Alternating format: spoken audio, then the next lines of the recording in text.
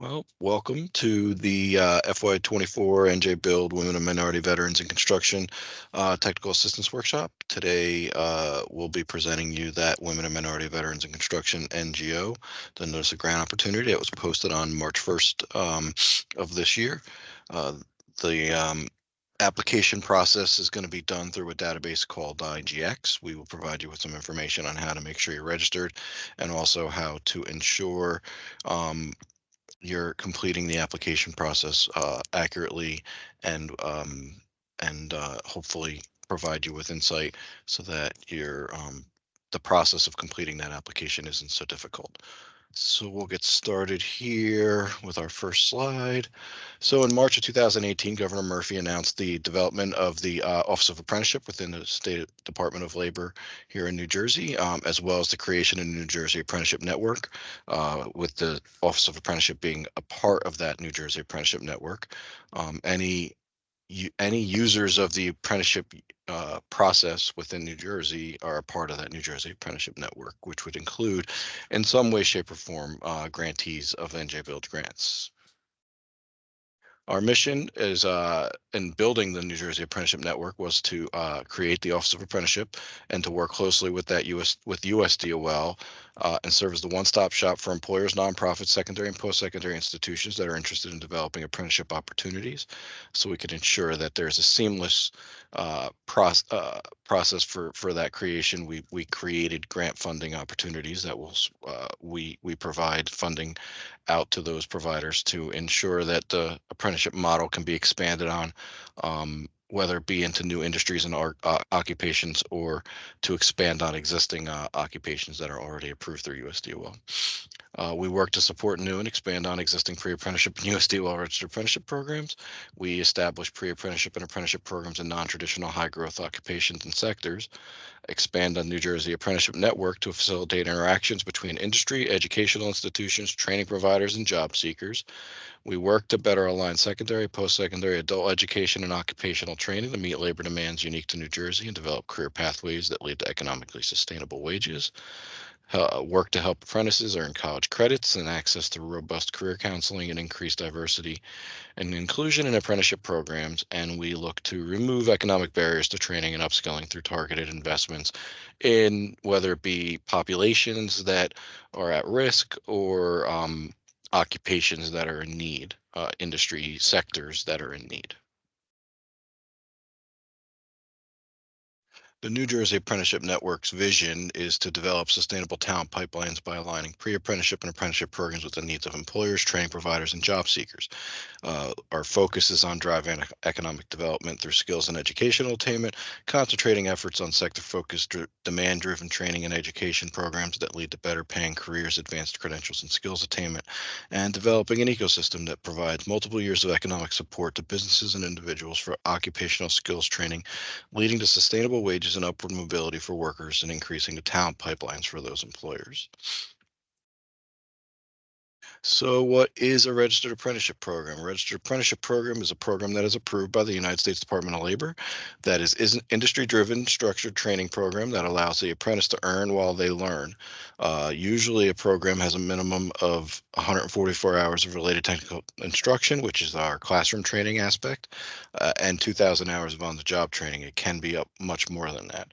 Um, the complexity of the training program and for that occupation will lead the length of the registered apprenticeship program, but it can range from anywhere from 1 year to 5 years long. It includes a paid job where you earn as you learn with a guaranteed wage increase as you develop new skills. It provides credentials that you receive that are industry recognized and nationally portable. Uh, it gives education opportunities to gain workforce relevant skills in the fields of your choice through on-the-job learning, and provides the ability for degree potential through working towards a college degree for skills you learn while avoiding student debt. And it allows for mentorship that connects the employees with a mentor in their chosen industry who help them advance in their careers. Some figures of where New Jersey is currently when it comes to apprenticeship. Currently, there are 8,658 active apprentices in the state of New Jersey with 1,297 registered programs. in New Jersey. We've registered 686 new registered apprenticeship programs since January of 2018 when Governor Murphy took office, which is over a 100% statewide increase. We've hired 17,624 new apprentices, issued 8,943 industry recognized certifications of completion, and the total number of registered apprentices has increased by approximately 1,875 apprentices since the last quarter of 2017, which is the highest level in New Jersey since 2013 and accounts for a 28% net statewide increase in active apprentices in New Jersey. So the investments that we've made have been beneficial in multiple ways, but ultimately allow for us to show that apprenticeship has had an impact in New Jersey and will lead to opportunities for New Jersey residents. Now I'm going to hand it over to my colleague Lauren Cramper DiFilippo, who will speak more about the New Jersey Build initiative and the Women and Minority Veterans Notice of Grant opportunity. So, what is NJ Builders Utilization Initiative for Labor Diversity, or NJ Build? So, funding for NJ Build is provided through the Annual Appropriations Act and PL 2009C335. NJ Build is designed to provide training opportunities for minorities and women in construction trades and construction related trades so that minorities and women can realize equal employment opportunity in public contracting. All state agencies are required to pay 0.5% of the total cost of construction contracts that are equal to or greater than $1 million to the NJ Build Fund immediately upon award of the contract. Program overview. The Women and Minority Veterans in Construction Trades Grant Program will assist in providing greater employment opportunities for women and minority veterans who reside in New Jersey via pre-apprenticeship training, workforce readiness employability training, and structured work experience, which will emphasize vocational-based training for entry-level skills in construction trades. What is pre-apprenticeship? Pre-apprenticeship programs provide participants with preparatory training and job exposure in order to better equip them for entry into a registered apprenticeship program. Programs usually consist of, but are not limited to, combination of workforce readiness training, occupational training, and job exposure. The mission is to create a pipeline of qualified individuals and enable them to transition into sustainable career pathways, and to drive economic development through skills and educational attainment, and present opportunities to women and minority veteran populations and remove barriers to training. Just for clarification purposes, it is not mandatory that Women and Minority Veterans grant leads to registered apprenticeship or is a pre-apprenticeship model necessarily. We do, obviously, being the Office of Apprenticeship, like to see applications that go that direction. It allows for there to be a better connection to employment and a better connection to future opportunities for your participants. But ultimately, it's not mandatory that you go a pre-apprenticeship model. In order to apply, and just want to make sure that I made that clear. But we do look at those applications that do go pre-apprenticeship model and work towards placing individuals into apprenticeship a little more favorably than we may look at other applications that are just looking to provide training and lead to employment. So just some information to share.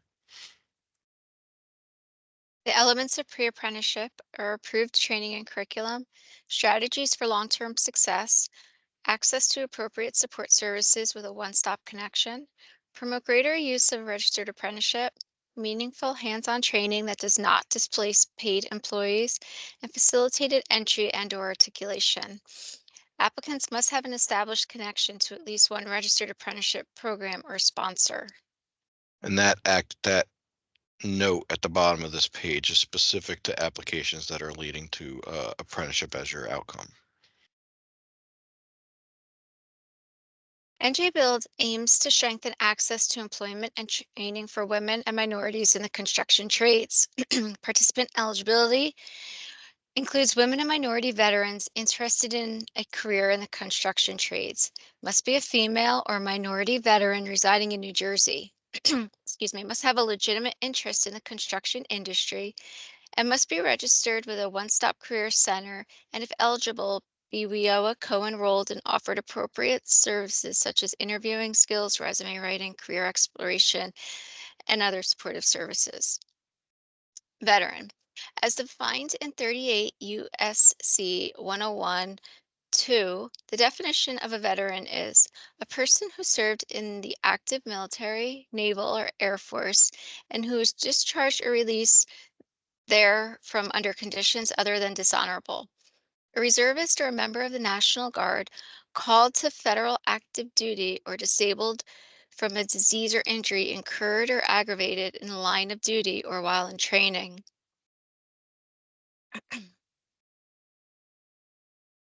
Just for clarification purposes, all participants have to be New Jersey residents, as you see in the first bullet for eligibility.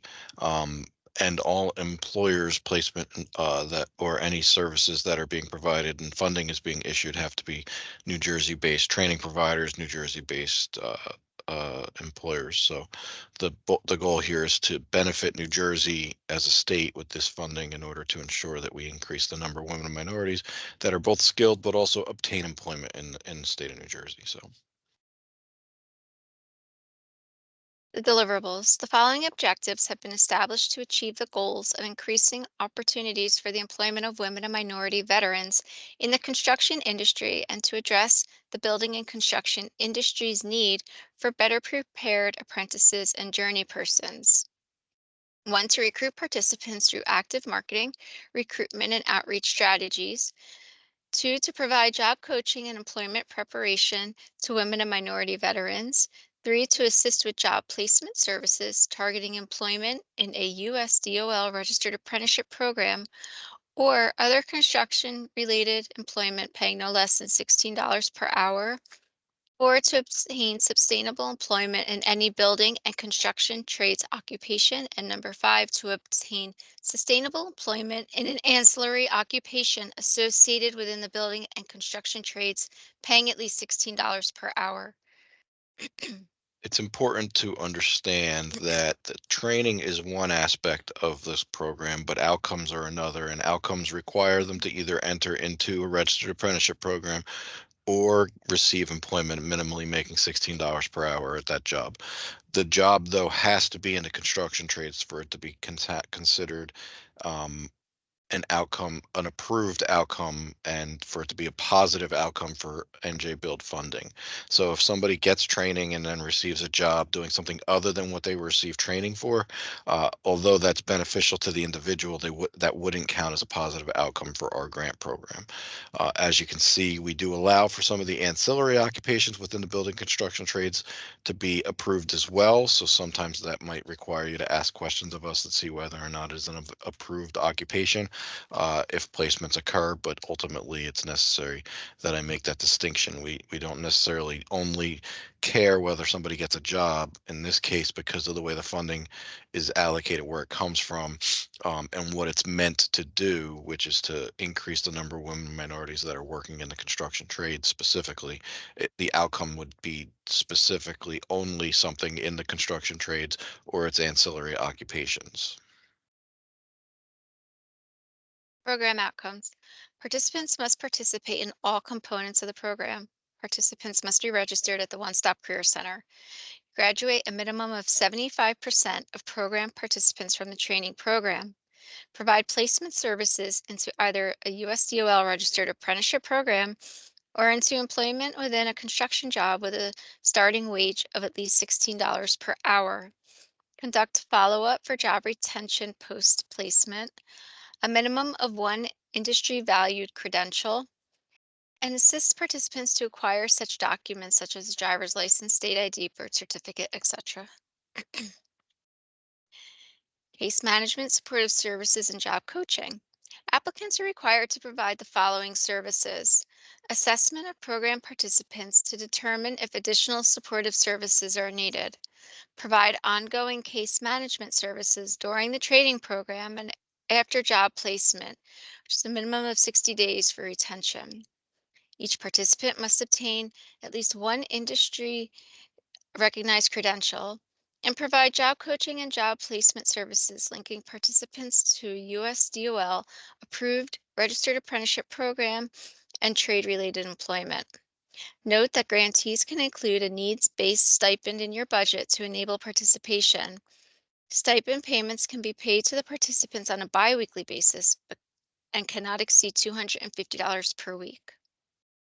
If stipends are a part of your budget, it's allowable to do it up to a biweekly basis. You can do it weekly. You cannot do it longer than a biweekly basis. So, the reasoning being is the stipend is meant to provide assistance to the participants so that they can continue to participate in the program. So, if you take too long to provide those stipends, we wouldn't want the stipend to be a reason why they stopped showing up. So it took too long for them to start getting the stipend to allow for them to continue participating, for example.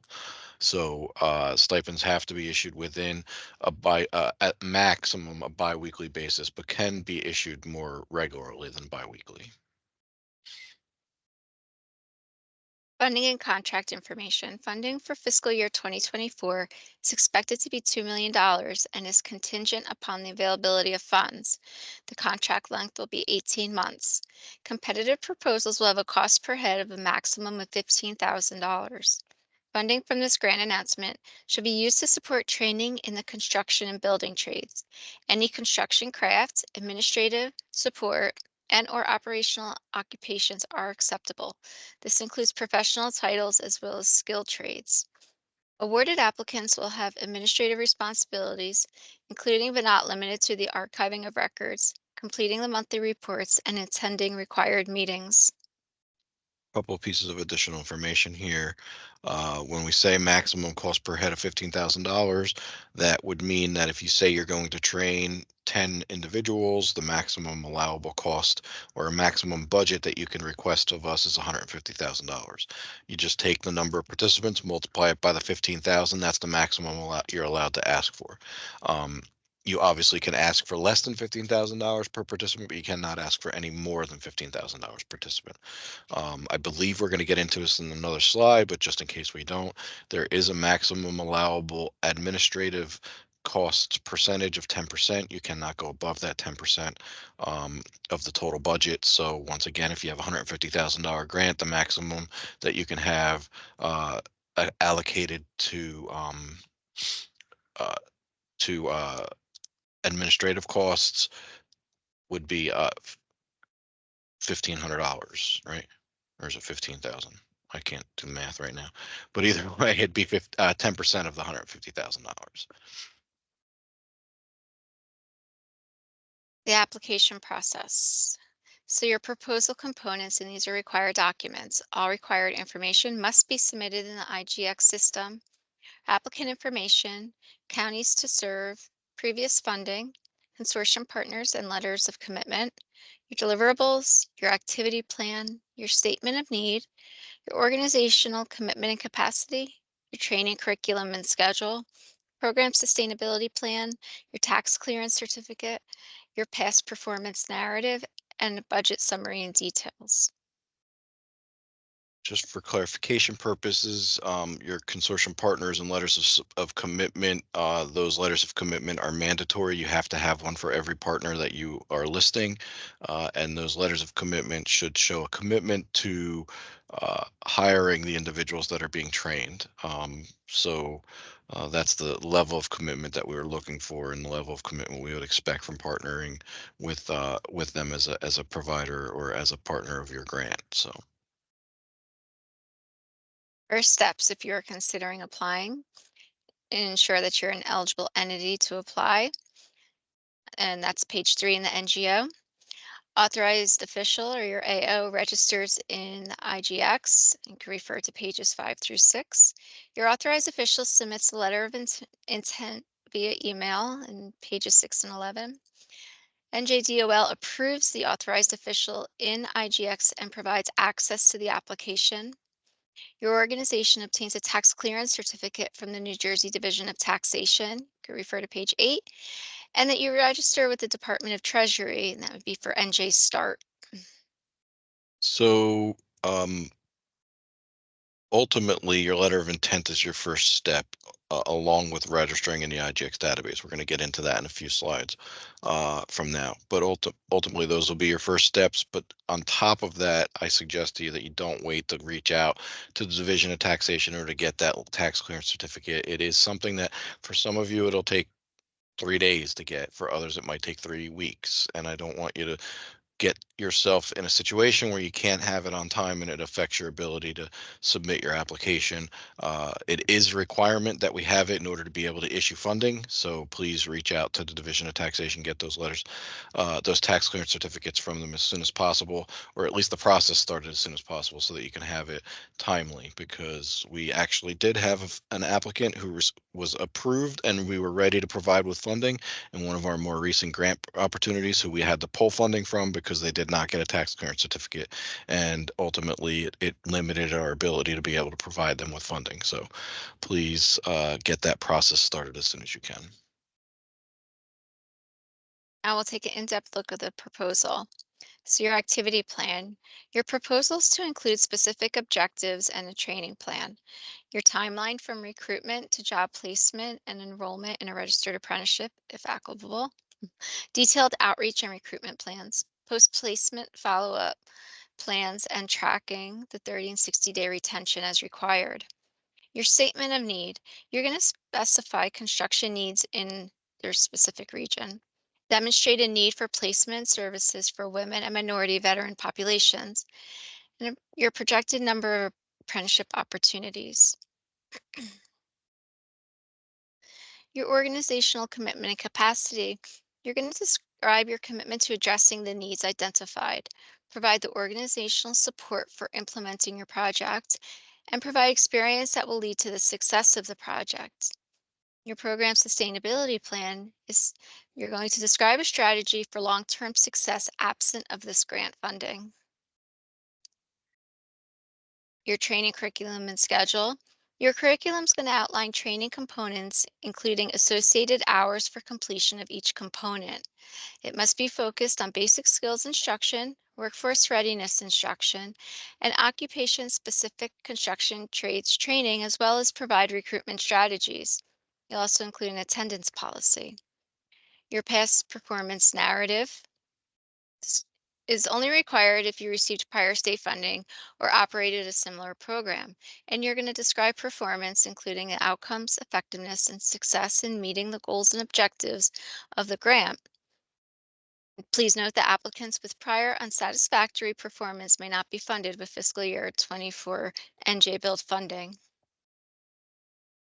Evaluation criteria. All applications are considered new applications and will be evaluated based on quality, comprehensiveness, completeness, accuracy, and appropriateness to the NGO. This is a competitive process and applications are reviewed by a selection committee using a pre-established set of requirements. Now I'll turn this back over to Bill to discuss IGX.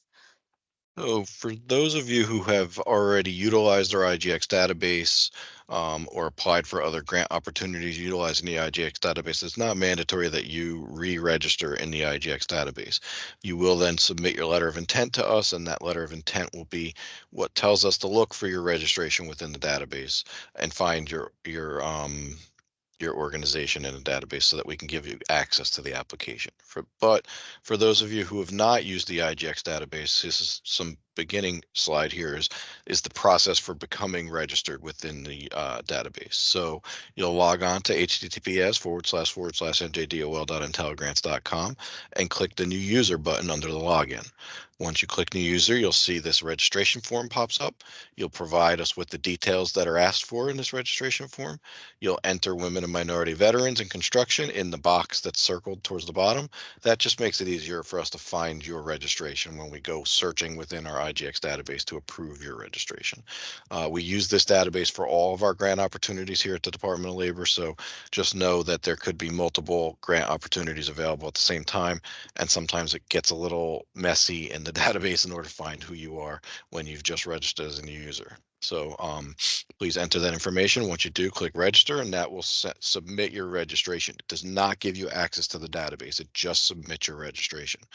Once we get your letter of intent, that tells us to then go look for your registration as a new user, approve it, and then once we approve it, we'll email you with instructions, a user guide basically on how to complete the application in the database.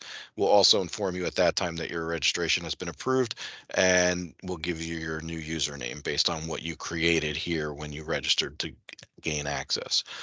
If you're already registered in the database, we'll remind you of your username so that you don't have to go searching or remembering what it is. You will have to, unfortunately, have your password memorized, or at least track it somehow so that you can gain access to the database once you go to log in for the first time and complete the application. So once you get that email from us that telling you that your application request has been approved and we provide you with the user guide, you'll click back on the https //njdol.intelligrants.com web address and enter your username and password and click the login in order to gain access into the IGX database.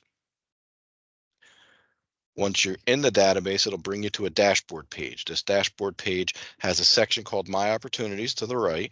You'll click on the filter button, and that will bring up this page that shows you how you can filter through the opportunities that are available to you. You'll click on the drop down under provider, choose New Jersey Department of Labor Workforce Development, and type in the word woman and click search. When you do that, under My Opportunities, you'll notice that the Women and Minority Veterans 2024 application shows up. You'll click on the hyperlink, which is the blue wording for Women and Minority Veterans 2024 application, and that will create your application.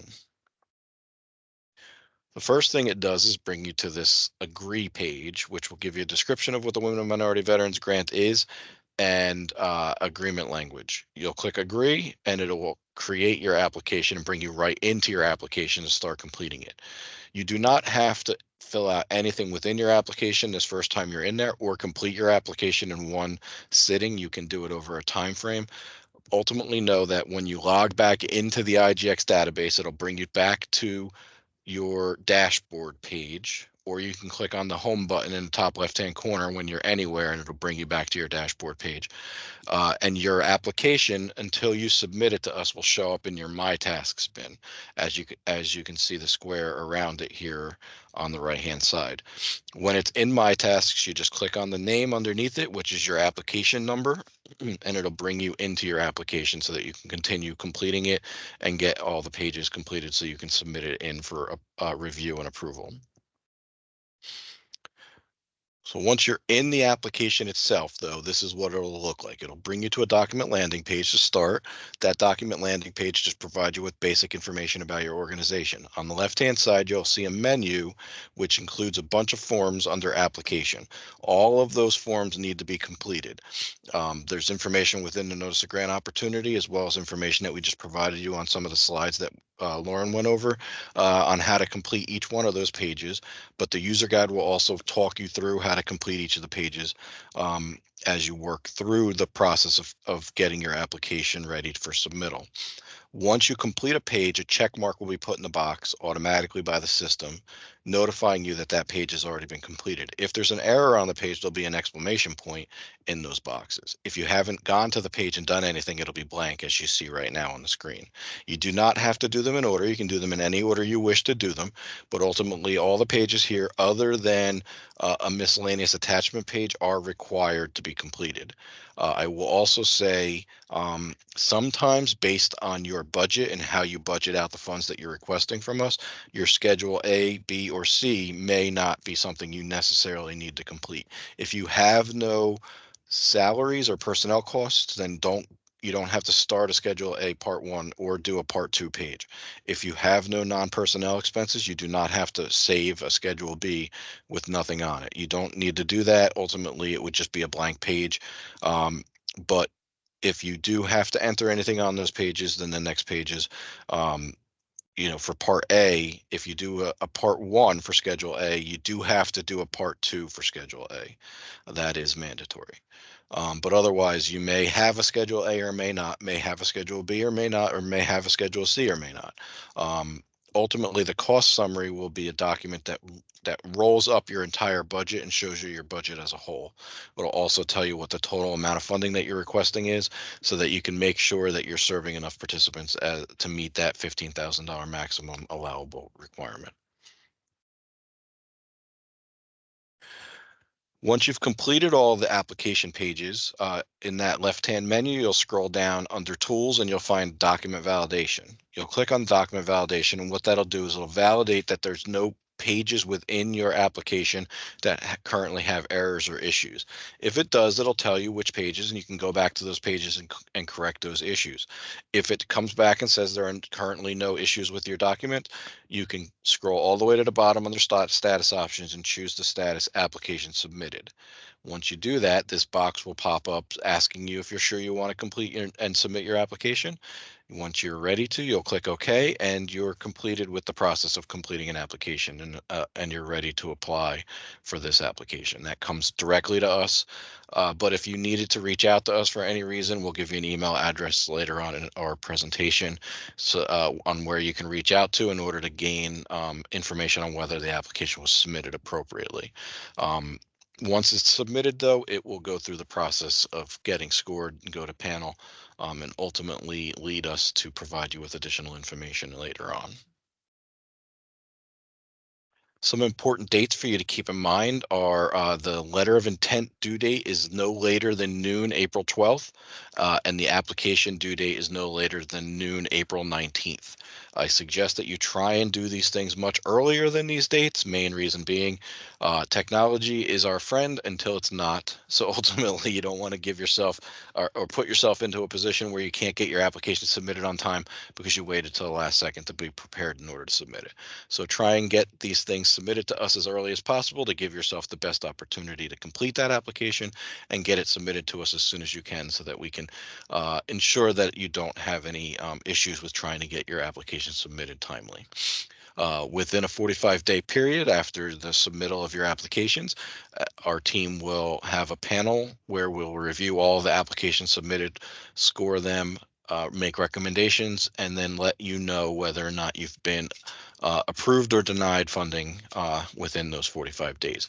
I would say sometime by the end of May, the latest, you should receive notification from us on whether funding has been made available. And we're looking to have a start date sometime in the month of June for this grant. So sometime in the month of June, we'll start our grant for an 18-month grant period.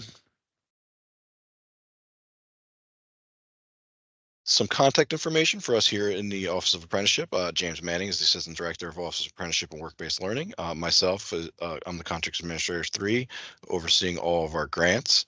And then for any general inquiries or to ask if your application was submitted appropriately, you can reach out to apprenticeship unit at dol.nj.gov. That does come to me as well, so please feel free to reach out to that email address at any time. We'll get back to you as soon as we can, and it comes to all of us simultaneously. So we'll make sure that it's a timely response if you use that email usually. Okay, so what I'd like to do now is open it up for questions.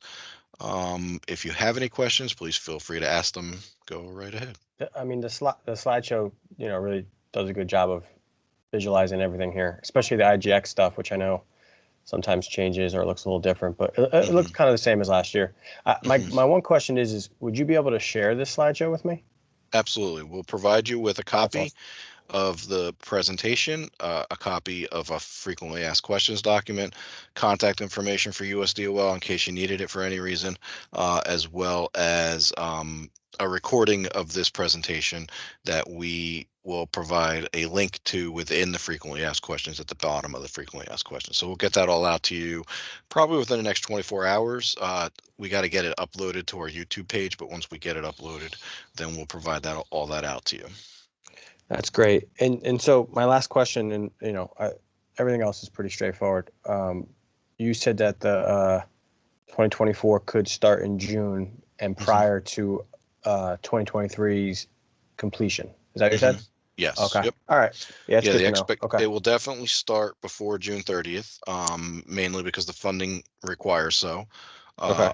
Our funding is fiscal year based and fiscal year actually ends June 30th. So Yep. the grant period will probably be somewhere between June 1st to June 15th is my guess, when it'll start. Okay. We All usually right. try to Yeah. use as round a number as we can. So Yeah. we'll try and start around the first of the month. That's great.